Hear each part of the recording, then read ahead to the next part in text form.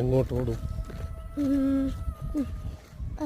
വീട്ടിലോട്ട്, വല്ല കാറിലോട്ട്. അവിടെ പോയിക്കൂടാ,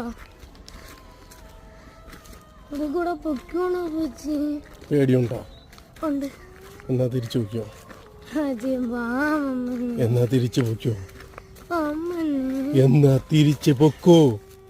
ഞാൻ പോകില്ല, എനിക്ക് ഇഷ്ടമാണ്. ഇനിയിപ്പോ എനക്ക് തിരിച്ചു പോകാൻ പേടിയല്ലേ? അപ്പച്ചി എന്നോട് വരുവോ? അപ്പച്ചി എങ്ങോട്ടാണ് പോണ?